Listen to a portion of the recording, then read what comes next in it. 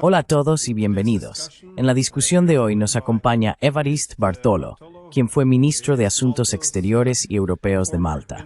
Así que, bienvenido al programa, señor. Gracias por la invitación.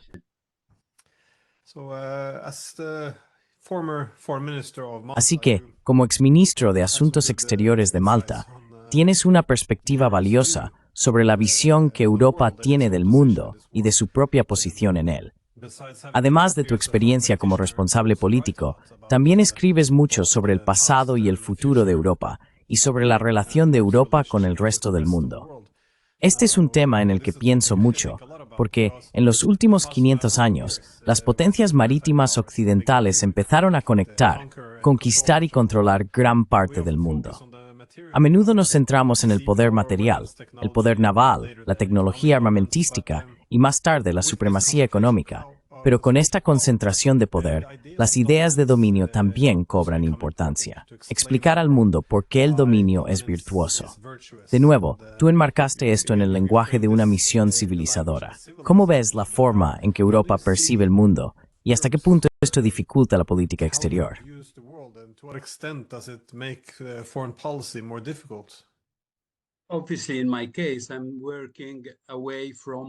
Obviamente, en mi caso, estoy trabajando lejos de mi posición geográfica, que es un grupo de pequeñas islas al sur de Italia, las Islas Maltesas. Y durante miles de años, y especialmente en los últimos 500 años, hemos sido una frontera. No hemos sido un lugar de encuentro de civilizaciones. Hemos sido la frontera, especialmente en los últimos 500 años, incluso antes contra el Islam. Sabes, se nos ve como el baluarte de la Europa cristiana para salvar a Europa del Islam.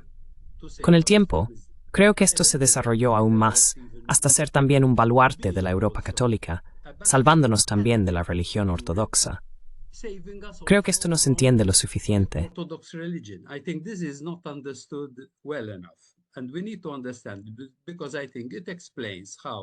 Y necesitamos entender esto, porque creo que explica el tipo de muro. Literalmente, solían llamarlo el Antemurale Christianitatis, que era una especie de muro religioso construido alrededor del sur y el este de Europa para salvarte no solo del Islam, sino también de ser contaminado por el cristianismo ortodoxo.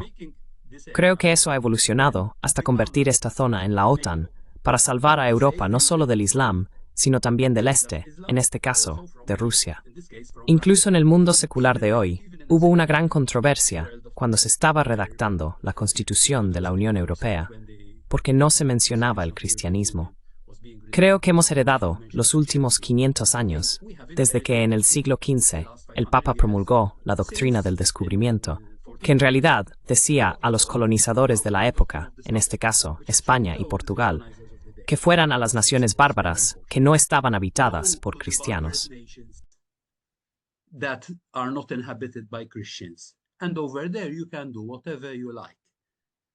Y allí podías hacer lo que quisieras. Podías tomar esos territorios porque estaban habitados por personas no cristianas, consideradas bárbaras. Creo que este tipo de doctrina, que se llamó la doctrina del descubrimiento, en realidad era una doctrina de dominación. ¿Por qué menciono esto? La gente podría decir, porque a veces me lo han dicho cuando lo menciono, pero ¿por qué vuelves 500 años atrás? Esas cosas ya no existen.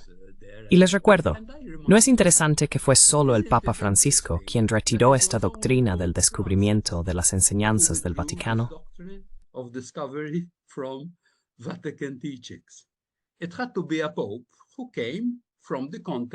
Tenía que ser un papa que viniera del continente, que realmente fue invadido y barbarizado en nombre del Evangelio, en nombre de Dios. A los papas anteriores, tanto Juan Pablo II como Benedicto XVI, se les había pedido que lo retiraran. Es interesante que no quisieran retirarlo. Creo que es interesante porque demuestra que tenía que ser un papa procedente del sur global. Porque creo que lo interesante, Glenn, es que los cambios que estamos viendo con el declive de Occidente y el declive de la Unión Europea y la aparición de los BRICS, por ejemplo, ese movimiento también está ocurriendo dentro del mundo cristiano y católico. Ahora es el sur global el que está en auge en el catolicismo.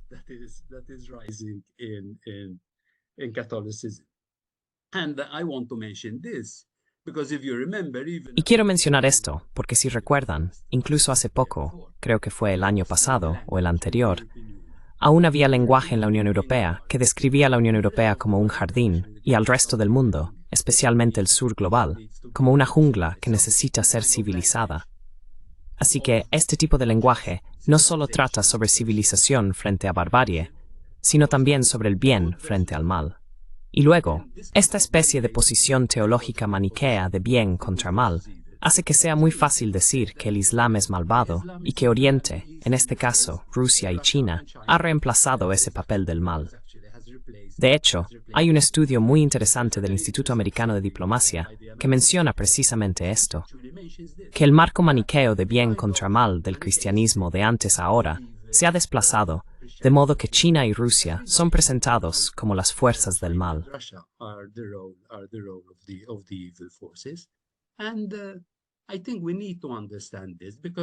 Y creo que necesitamos entender esto, porque a veces también me lo preguntan. Acabo de pasar 2 semanas en Trinidad y Tobago, y tuve mucha suerte, me considero muy afortunada, de haber estado solo en compañía de colegas anteriormente colonizados provenientes de África, América Latina, el Caribe y el Océano Índico. Y como vengo de la periferia de Europa, y somos uno de los pocos países de la Unión Europea que no tuvo un imperio, de hecho, fuimos colonizados, podemos entender al sur global mucho más que aquellos que fueron colonizadores.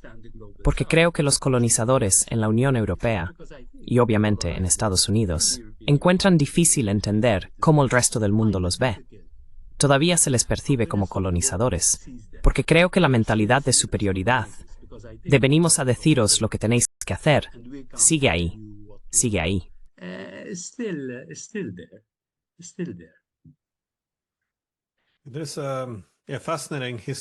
Sin embargo, hay una continuidad histórica fascinante, porque una vez que se enmarca la dominación como una fuerza para el bien, como sucedía en el siglo XIX, tal y como sugeriste con la metáfora del jardín y la jungla, esto se expresaba en el lenguaje de un imperio liberal, que podría ser necesario difundir estas ideas y dominar a otros.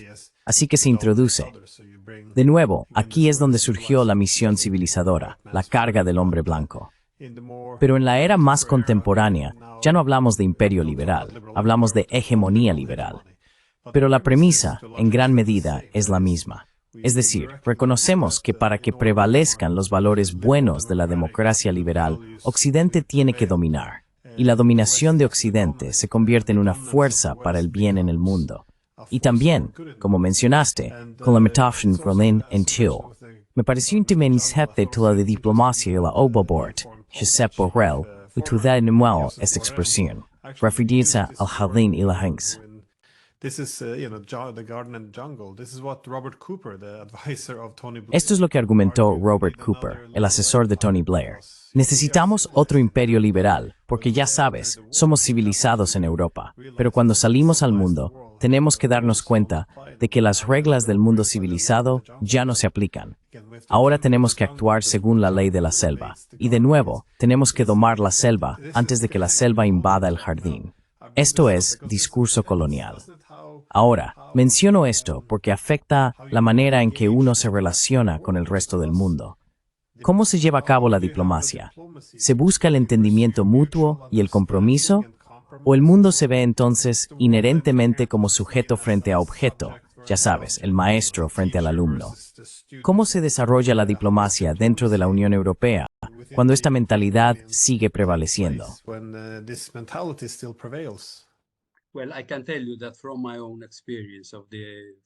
Bueno, puedo decirte que por mi propia experiencia en el Consejo de Asuntos Exteriores y como miembro de la Unión Europea, la diplomacia ni siquiera se consideraba seriamente.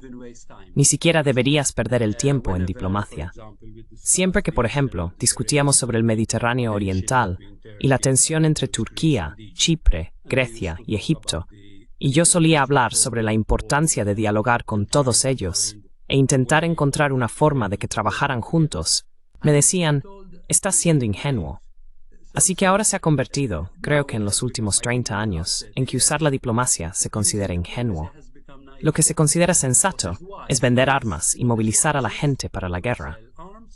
and to mobilize people for wars. I think this has to do as well, unfortunately. Creo que esto también tiene que ver, lamentablemente, con algunos de los países de la Unión Europea, donde un sector muy importante de su industria es, de hecho, la industria armamentística. Por ejemplo, si tomamos Francia, lo consideraría crucial para ellos en términos industriales. Si su principal sector industrial hubieran sido los zapatos, en lugar de fomentar conflictos para tener guerras, creo que estarían vendiendo muchos zapatos. Pero obviamente, vender armamento es mucho más rentable. Lo que realmente me preocupa es que, en primer lugar, creo que el mayor desafío al que se enfrenta el mundo entero es la capacidad de convivir. 8.000 millones de personas con tantas religiones diferentes, tantos idiomas diferentes, tantas culturas diferentes.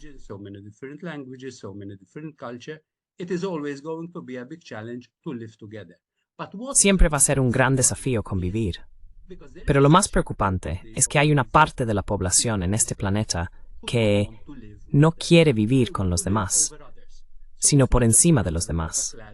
Así que no se trata solo de un choque entre un mundo unipolar y un mundo multipolar, o un mundo multinodal. Es la diferencia entre tener una relación vertical con el resto del mundo y una horizontal. Y de lo que realmente estoy convencido es de que esta idea de intentar poner en práctica la Carta de las Naciones Unidas sobre la igualdad de las naciones, grandes y pequeñas, no debe considerarse romántica ni ingenua. Y voy a explicar por qué. Glenn, hay una persona que lamentablemente no es muy conocida. Se llamaba Enrico Mattei. He was called Enrico Mattei. Enrico Mattei was an Italian. Enrico Mattei fue un italiano, un ingeniero y empresario muy interesante, que allá por finales de los años 50 y principios de los 60, es decir, estamos hablando de pocos años después de la Segunda Guerra Mundial, rompió la lógica de las esferas de influencia y desafió a las que en ese momento se llamaban las 7 hermanas en el sector petrolero.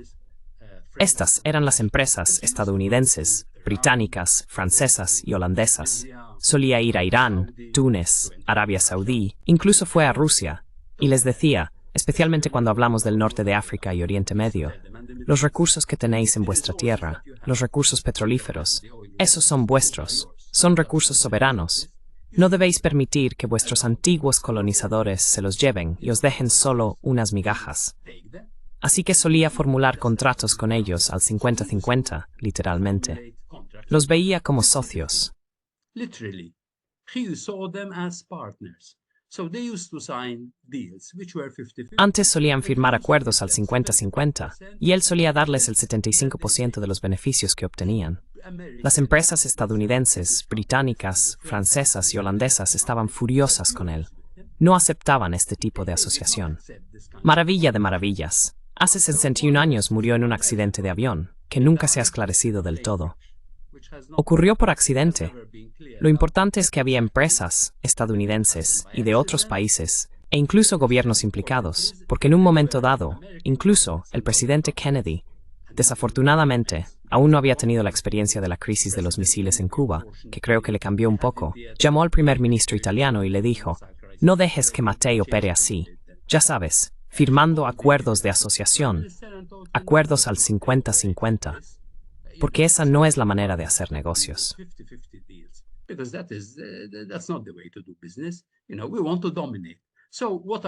Sabes, queremos dominar. Así que lo que estoy diciendo es esto.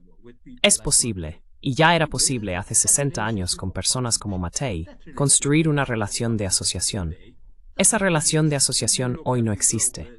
Si miras el Global Gateway que la Unión Europea ha formulado como respuesta a la iniciativa de la Franja y la Ruta de China, verás que es completamente vertical. Se trata totalmente de lo que yo quiero sacar de África, por ejemplo. No es, ya sabes, cambiemos la relación estructural en la que simplemente tomamos combustible, productos primarios, materias primas y alimentos de África y les damos nuestros productos terminados. Cambiemos eso. Creamos, ayudemos a crear una relación más equitativa con África. No. ¿Qué necesitamos de África? No. What do we need out of Africa? We take it because we need it and because we want it. Lo tomamos porque lo necesitamos y porque lo queremos. En el Global Gateway hay un comité de implementación africano-europeo. No hay ni un solo africano en él. Y cuando se sentaron a decidir qué incluir en esta iniciativa del Global Gateway, no se sentaron con sus socios africanos para decir, escuchad, ¿qué podemos hacer juntos? No, es, ¿qué necesito yo como Europa? Y esto es lo que quiero de vosotros. Así que esta idea de una asociación, de tener una relación horizontal de igualdad, no existe. No está ahí. Así que sigue siendo la maldición de la dominación. ¿Sabes? Ya no se llama colonialismo. Usamos el lenguaje político correcto de no utilizar la palabra colonialismo ya. Pero estrictamente hablando, la relación sigue siendo colonial y neocolonial. Speaking, the relationship is still a colonial and a neocolonial. It's interesting the comment you make about not having. Es interesante el comentario que haces sobre no recibir aportaciones de los socios con los que realmente se coopera, porque de nuevo, mi investigación principal se centra en Rusia, y esta ha sido la principal preocupación o queja que han tenido desde los años 90. Es decir, cuando la UE formulaba una política común hacia Rusia, se hacía sin la participación rusa.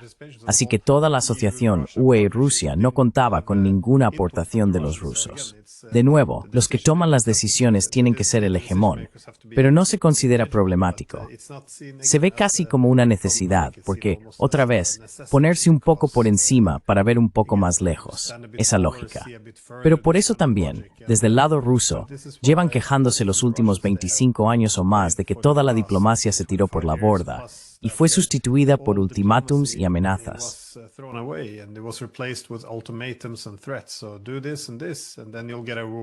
Así que haz esto, y entonces recibirás una recompensa.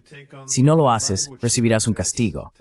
Incluso el lenguaje que usa ha adoptado una función muy pedagógica. Así que África se está comportando mal, tienen que ser castigados. Si se comportan bien, entonces tienen que ser recompensados. No es así como se habla entre iguales. Ahora bien, mi principal preocupación es que siento que Europa se está poniendo las cosas muy difíciles a sí misma, porque vivimos en una época en la que hay un gran cambio en el equilibrio de poder, alejándose de Europa. Así que Europa ya no es el continente dominante que fue en el siglo pasado. Por lo tanto, también tiene que haber un cambio de mentalidad. Pero realmente no lo veo.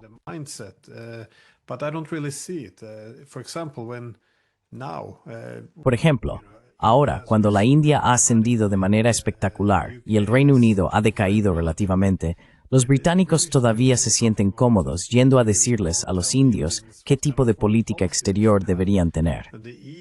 La UN siente que puede decirle a China lo que debe hacer. Acabamos de perder la guerra contra Rusia y la UE sigue imponiendo ultimátums incluso ahora. Quiero decir, es bastante extraordinario. Y también creo que la estabilidad del mundo depende de que las dos grandes economías, Estados Unidos y China, encuentren algún terreno común.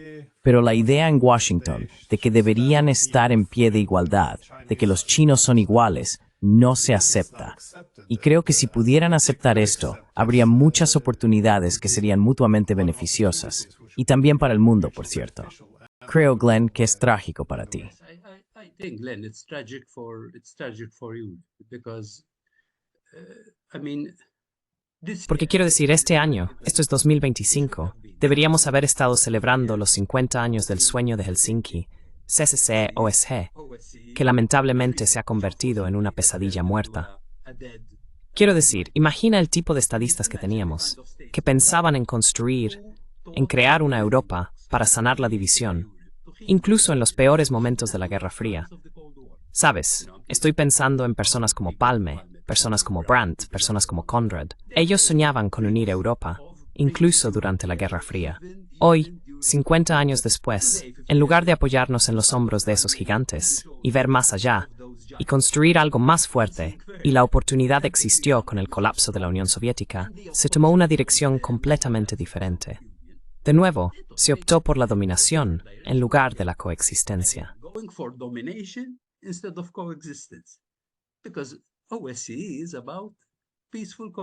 Porque la OSCE trata sobre la convivencia pacífica. Tienes conflictos, tienes intereses diferentes, pero sentémonos y veamos qué podemos hacer al respecto. Con la OCE eso era posible, con la CCC eso era posible, pero luego, una vez que tomas la decisión de no me importa cuáles sean las preocupaciones de seguridad de los rusos, recuerdo discusiones en el Consejo de Asuntos Exteriores y decían, no es asunto suyo. Si queremos que Ucrania se una a la OTAN, depende de nosotros.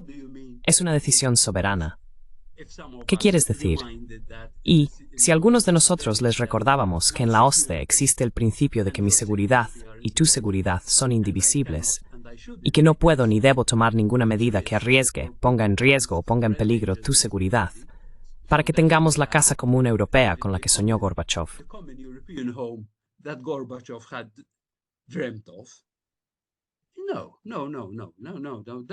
No. Eso es una pérdida de tiempo. Eso es una pérdida de tiempo. Y esto es trágico, porque se tomó una decisión, ya sabes, después. Siento esto con bastante fuerza, porque fue en diciembre de 1989 en Malta, cuando Bush le dijo a Gorbachev, no nos aprovecharemos de lo que va a suceder en Europa del Este cuando tú sueltes y permitas que diferentes países tengan diferentes sistemas políticos. No nos aprovecharemos. En ese momento, el famoso ni un centímetro más cerca aún no se había pronunciado, pero ya estaba en camino. Pero en lugar de hacer eso, no, ahora es el momento de dominar. Y esto me lleva de nuevo a creo que fue George Kennan, Noruega, allá por 1958, cuando después de la Segunda Guerra Mundial dijo, ahora hay una gran disparidad entre nosotros y el resto del mundo.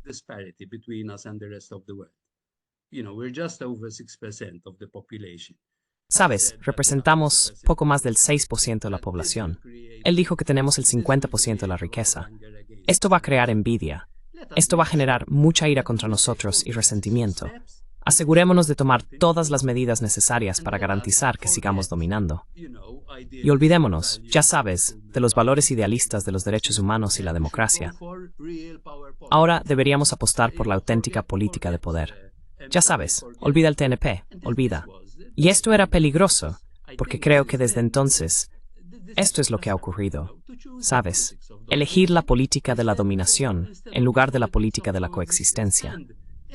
Y en un mundo donde tenemos miles de armas nucleares y donde las armas son cada vez más sofisticadas que nunca, necesitamos la coexistencia más que nunca y con más fuerza que antes, porque si no vamos a destruir a la humanidad.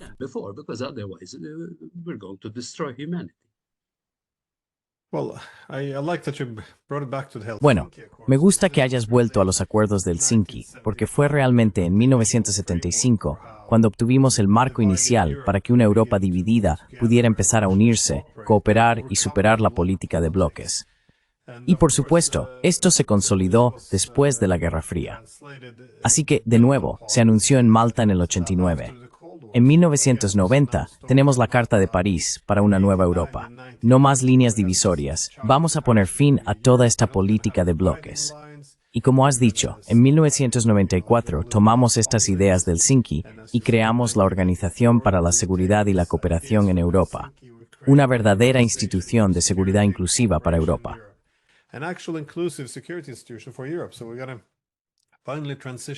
Así que finalmente vamos a dejar atrás esta política de bloques. Pero entonces, en cambio, todo esto se va al traste porque vamos a expandir la OTAN. Y ahora la lógica, como has dicho, es que la OTAN representará a Europa. Rusia no forma parte de la OTAN. Todos los demás deberían estarlo. Así que ahora el país más grande de Europa es el único que no está representado en Europa. Y de alguna manera, esto se supone que debe ser la fuente de estabilidad. Y eso es, obviamente, como has dicho, toda la premisa. ¿Cómo podría esto funcionar? ¿Cómo crearía esto estabilidad en vez de guerra? Bueno, toda la premisa era que Occidente sería tan dominante que no importaría lo que pensaran los rusos.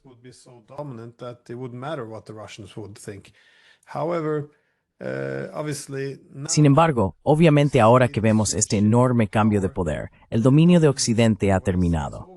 Aún así, no estamos dispuestos a retroceder y revisar cómo hemos llegado a esta situación. ¿Qué decisiones tomamos? Saboteamos los esfuerzos para superar la política de bloques. Revivimos la política de bloques, creyendo que esto impulsaría la era hegemónica. Pero ahora esa era hegemónica ha terminado. seguramente deberíamos volver a analizar cómo podemos superar la política de bloques. Pero en su lugar, utilizamos la guerra en Ucrania ahora, que es una consecuencia directa de la expansión de la OTAN, y la usamos como motivo para decir que nunca más podremos colaborar con los rusos. Es decir, mencionaste que Kennedy mostró cierta agresividad después de la Segunda Guerra Mundial, cuando por supuesto se refiere a la disparidad de poder. Pero incluso él, después de la Guerra Fría, reconoció que esto es una completa locura. Sabes, estamos empezando una nueva Guerra Fría con los rusos. Vamos a provocar una guerra y será culpa nuestra. Y hoy en día ya no se puede hacer este argumento.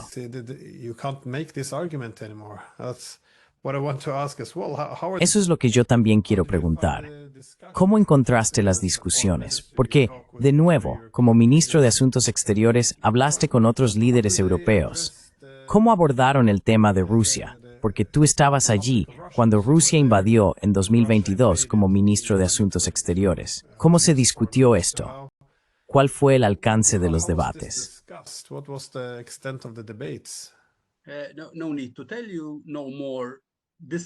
No hace falta decírtelo. No se volvió a hablar del concepto de una arquitectura de seguridad común para Europa. Ni siquiera se discutió, aunque para ser justos, Rusia, en vísperas de la invasión, recordó de nuevo a la Unión Europea todos los compromisos asumidos a través de la OSCE para construir una arquitectura de seguridad común. Lamentablemente, incluso el método de trabajo del Consejo de Asuntos Exteriores es muy deficiente. No hay ningún debate serio. Y puedo decirte que esa actitud de dominación hacia el resto del mundo se traduce luego en una subordinación total a Washington cuando se trata de la relación transatlántica. Recuerdo haber estado en una reunión informal de ministros de Asuntos Exteriores en Eslovenia cuando Estados Unidos se retiró de Afganistán. When the US left Afghanistan, the ministers were stunned because Los ministros se quedaron atónitos, porque no solo eran todas personas que asisten a las reuniones ministeriales de la OTAN, sino que no solo no fueron consultados, ni siquiera fueron informados. Se enteraron de lo de Afganistán por los medios de comunicación, como todo el mundo. Así que puedes imaginarte que el tipo de arrogancia que muestran hacia los rusos, los chinos y el sur global se traduce luego en una actitud muy servil cuando se trata de Washington. Porque creo que lo que está ocurriendo, y creo que esto es trágico para Europa, es que sí perciben el declive. No lo admiten. No lo admiten.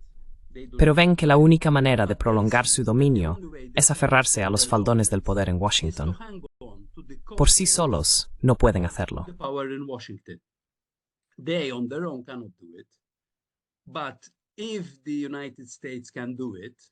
Pero si Estados Unidos puede hacerlo, aferrémonos a Estados Unidos para que al menos sigamos formando parte del 14% del mundo que es dominante.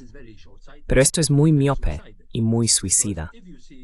Porque si ves lo que va a pasar en los próximos, tomemos los próximos 25 años en nuestro continente, sin mencionar lo que ocurrirá a finales de siglo, hay, en primer lugar, creo, una constatación muy clara de la realidad del suicidio demográfico de la Unión Europea. En los próximos años, la Unión Europea va a perder 57 millones de personas en edad de trabajar. Entonces, ¿cómo va a funcionar la economía de Europa? ¿Cómo va a crear suficiente riqueza? Olvidémonos de la riqueza para los ciudadanos. Tomemos la actual obsesión con construir el complejo militar europeo. ¿Cómo se puede construir un complejo militar industrial si no se tiene una industria fuerte?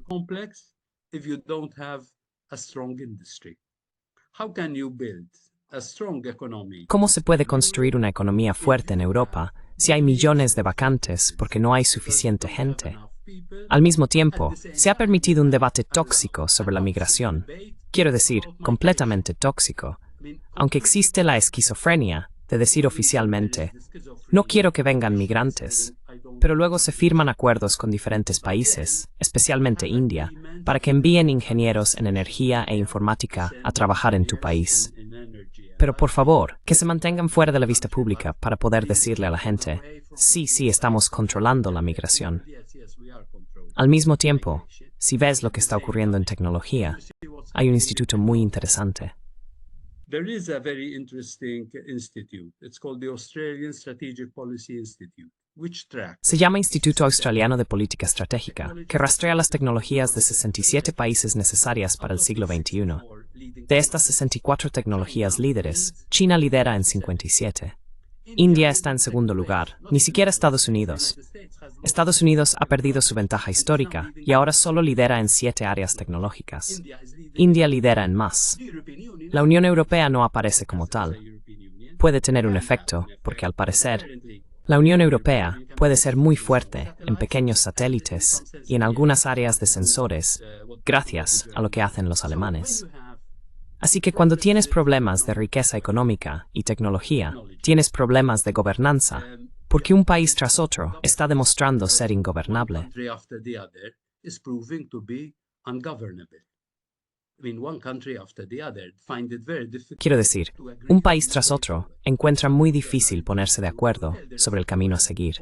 Entonces, ¿cómo vas a decirle al resto del mundo lo que debe hacer? Y creo que la relación tóxica que se ha construido con Rusia, ¿cómo puedes tener estabilidad, paz y seguridad en Europa sin Rusia? ¿Cómo lo vas a lograr? Es decir, sin mencionar la importancia de la energía y cómo habéis construido vuestra economía sobre la energía de Rusia. Veo esto como algo muy miope y muy suicida, por no hablar del total abandono, en mi opinión, de la Unión Europea hacia un vecino muy importante, que es África. A very important neighbor, which is Africa. I mean, we're talking of a country where Quiero decir, estamos hablando de un continente donde hay 3 africanos por cada europeo, y en los próximos años habrá 5 africanos por cada europeo. Y normalmente, el europeo sería una persona mayor o de mediana edad, mientras que los africanos serían niños y jóvenes. ¿Cómo puedes no tomarte en serio tu relación con África cuando estás obsesionado con lo que ocurre en tu vecindario oriental y con lo que pasa con China? Y al mismo tiempo, das la impresión de que sigues siendo un bloque muy fuerte y que puedes dictar al resto del mundo lo que debe hacer. No creo que Europa esté siendo tomada en serio con ese tipo de gestos y teatro. with that kind of, gestures and theater. It does seem more like theater. Parece más teatro en estos días, como has dicho. Pero de nuevo, un problema clave es que a medida que el mundo se vuelve multipolar, tiene que haber algunos reajustes, especialmente para los europeos en su relación con Estados Unidos. Creo que nos volvimos un poco estratégicamente perezosos con los años. En el mundo bipolar, tras la Segunda Guerra Mundial, el mundo estaba dividido en 2 bloques. Todo era nosotros o ellos, simple. La asociación entre la UE y Estados Unidos se convirtió en la base. Incluso mitigó la competencia económica entre ambos, dado que la necesidad imperiosa de seguridad militar frente a la Unión Soviética tenía que prevalecer. Y luego llegó el orden mundial unipolar, donde la hegemonía colectiva de Occidente debía de nuevo tener el beneficio común de dominar el mundo. Pero en un sistema multipolar, ahora se ve cómo los intereses empiezan a divergir cada vez más. You see now the interests beginning to diverge more and more, and if the EU wants to be an independent pole of power, it has Y si la UE quiere ser un polo de poder independiente, tiene que diversificar sus alianzas exteriores. Y ya sabes, por el amor de Dios, tener un continente dividido y militarizado solo va a ser un desastre. Seremos más débiles. Nos van a utilizar como peones. Ya no somos los sujetos. Nos hemos convertido en los objetos de la seguridad. Y no hay ningún movimiento. Es casi un poco vergonzoso cuando escuchas a personas como el vicepresidente J.D. Vance, que les dice a los europeos, escuchad, tenéis que dejar de comportaros como vasallos. No necesitamos vasallos, necesitamos socios. Y ya sabes, es un poco extraño que no haya más esfuerzo por adaptarse a esto. Cuando hablas con líderes europeos, a veces reconocen la necesidad de diversificar. Pero ¿por qué esto nunca se traduce en políticas o se da un paso más allá? why is this never put into policy or taken a step further? They have to take steps. I mean, this is why I mentioned Tienen que tomar medidas. because Quiero decir, por eso mencioné a Enrico Mattei, porque si el enfoque dominante dentro de la Unión Europea fuera como el de Mattei, y me parece interesante que el gobierno de Meloni en Italia, en su programa para África, lo llame el programa Mattei. Es interesante. Está enviando un mensaje y los africanos entienden por qué se utiliza la palabra Mattei. Me parece muy interesante. Pero para hacer eso, la Unión Europea tiene que aprender un poco de humildad. Tienen que cambiar la relación con China, con Brasil, con India, con Rusia, con el sur global, los países que solían dominar. Tienen que cambiar esa relación de dominación a coexistencia. Y para hacer eso, tienes que sentarte con tu gente y decirles, somos socios. ¿Están preparados para hacer eso?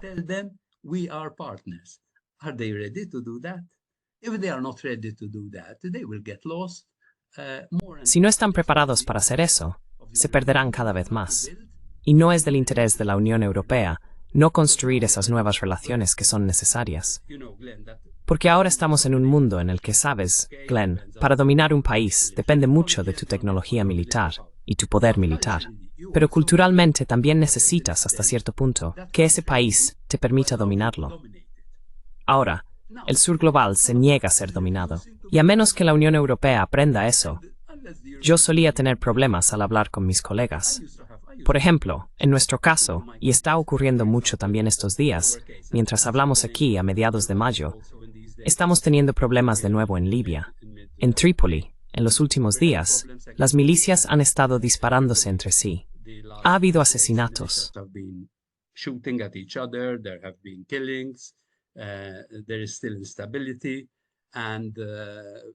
Todavía hay inestabilidad. Y desde 2011, debido a la invasión de la OTAN, Libia, al igual que Túnez, es inestable. El Mediterráneo es muy inestable, ya sabes. Y la Unión Europea no presta ninguna atención a lo que está ocurriendo allí. Solía decirles a mis colegas, incluso a Borrell, ¿por qué no vais a Trípoli y vemos qué podemos hacer? ¿Cómo podemos construir algo? Porque uno de los grandes problemas de la Unión Europea, por ejemplo, respecto a África, es que la política de los países individuales es más fuerte que la política de la Unión Europea en su conjunto. Así que si Francia e Italia no se ponen de acuerdo sobre cómo tratar con Libia, por ejemplo, los italianos apoyarían al gobierno del oeste y Francia apoyaría al gobierno del este. Así que hay desacuerdo. ¿Y qué hace la Unión Europea? No hay una política común hacia Libia. Italia hace lo suyo.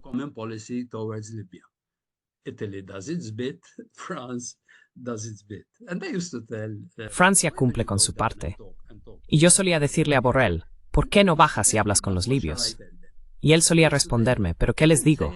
Yo le decía, al principio no digas nada, simplemente escucha lo que tienen que decir. Así que la Unión Europea, debido a su política de dominación y su cultura de colonialismo, se ha acostumbrado mal a hablar, pero no a escuchar. En un nuevo orden mundial, en un mundo multipolar y multinodal, no puedes limitarte a hablar, tienes que escuchar. Estás dispuesto a escuchar, y estás dispuesto a tratar a los demás como socios. Y si la Unión Europea no va a hacer esto, va a crearse más problemas a sí misma.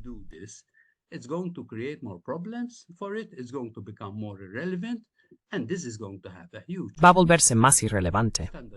Y esto va a crear un enorme problema para el nivel de vida y para las personas que viven en la Unión Europea. Especialmente ahora, diciéndoles que tenemos que pasar de un estado de bienestar a un estado de guerra porque necesitamos gastar un 3,5%, un 5% de su PIB en armamento. Así que cuando hubo la crisis financiera, ayudemos a los bancos y salvemos a los bancos, pero no ayudemos a los ciudadanos. Ahora, de acuerdo, gastemos, ya sabes, no prestemos atención a las regulaciones de Maastricht sobre el déficit del 3%, y que la deuda debería ser del 60% del PIB y todo eso. Para armamento, hagámoslo. Entonces, la gente acaba desencantándose incluso de la política democrática.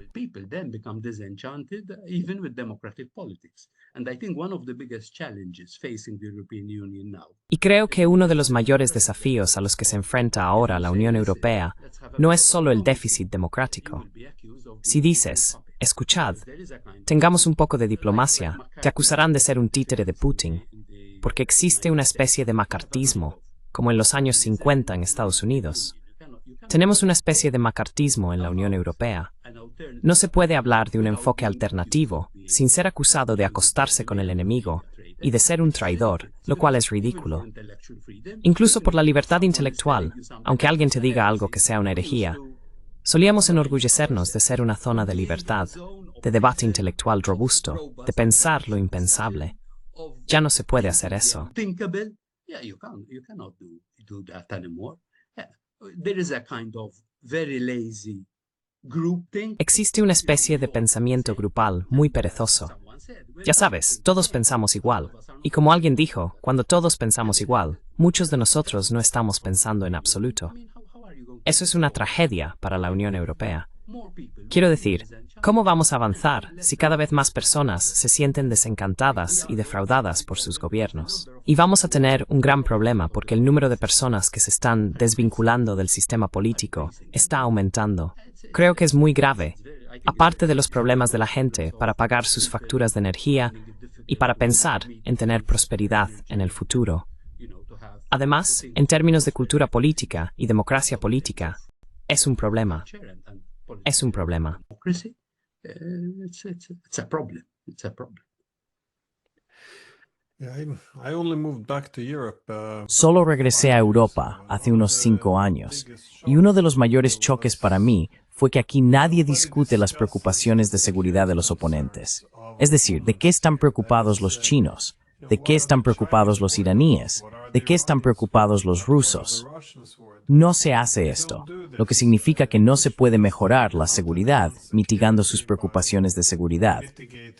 Y el único camino hacia una mayor seguridad es, por tanto, la seguridad, el aislamiento, la disuasión, la victoria en el campo de batalla. No hay ningún reconocimiento en absoluto, y de hecho, sacar el tema conlleva un coste social muy alto. Quiero decir, sobre la guerra en Ucrania, llevo 20 años diciendo lo mismo.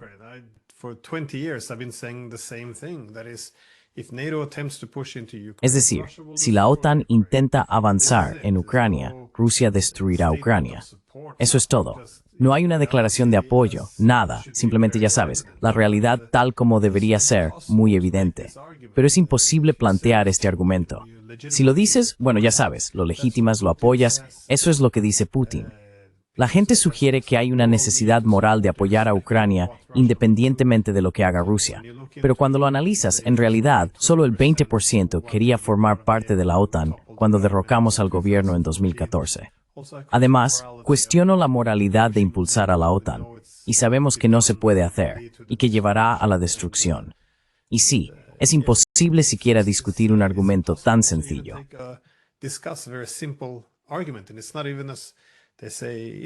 Y ni siquiera es, como dicen, ya sabes, esto es lo que dice Putin. Pero esto también es lo que aparentemente decía la mitad del liderazgo político estadounidense en los años 90. Es decir, si ampliamos la OTAN, vamos a provocar un conflicto con los rusos.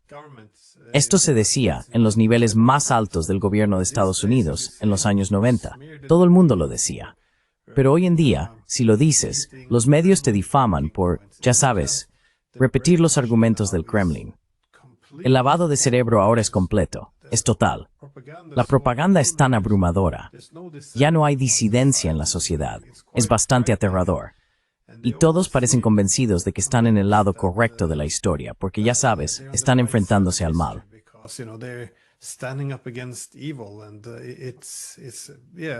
Y sí, como has dicho, todo se reduce a este bien contra el mal.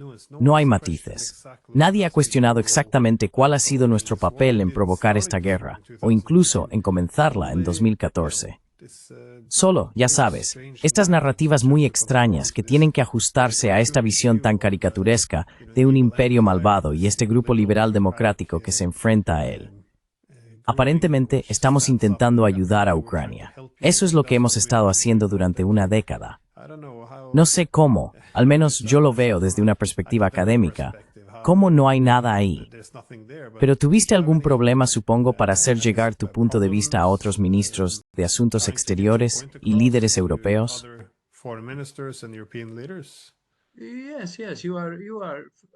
Sí.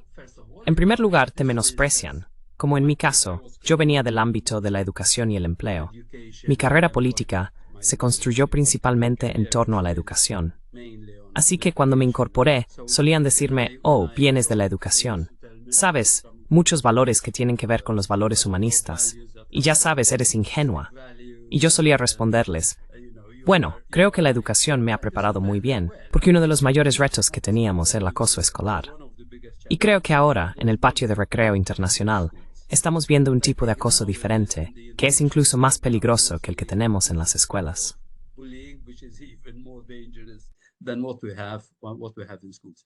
You are dismissed, you are ignored, you're written Tú eres, no, being tú eres despedido, naive, eres ignorado, ineffective. te descartan por ser ingenuo, And what por ser is ineficaz. becoming frightening is Y lo que empieza a ser aterrador es, y esto es lo que inevitablemente ocurrirá, si hablas de cambio de régimen y revoluciones de colores fuera de la Unión Europea, empezarás a practicarlas también dentro de la Unión Europea.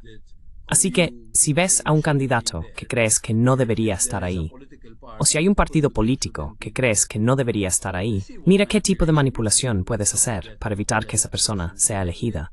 O si son elegidos, considera seriamente ilegalizarlos. Ahora bien, esto es muy peligroso. This is very dangerous.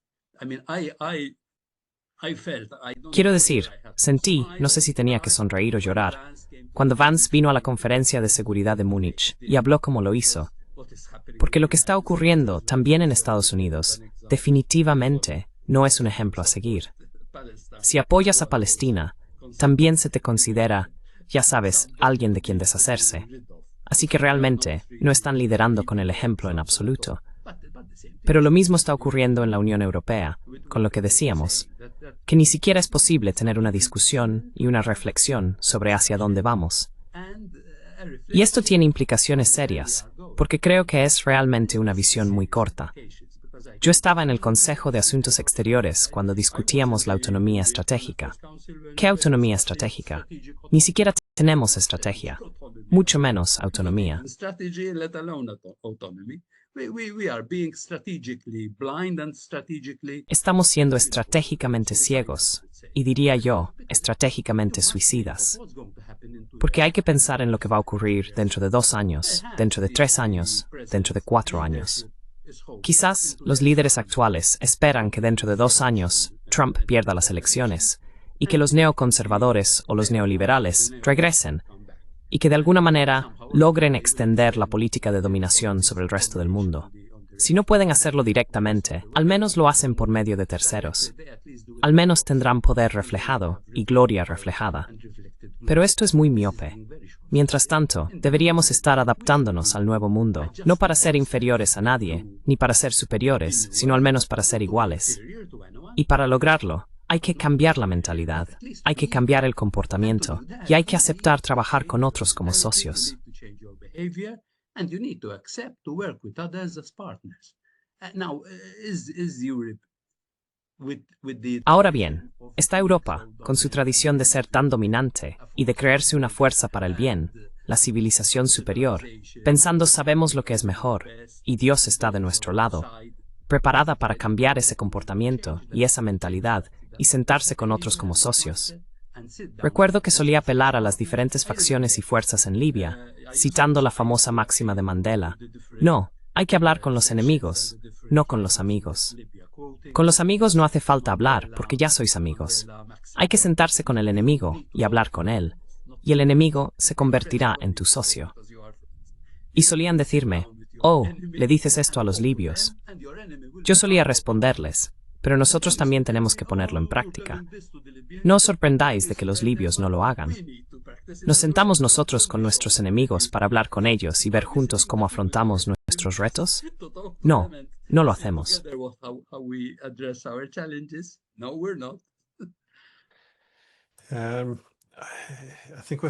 Creo que tenemos que volver a aprender la diplomacia. Como has dicho, la diplomacia ya no es un instrumento para resolver intereses o conflictos en competencia. Es una forma de premiar o castigar.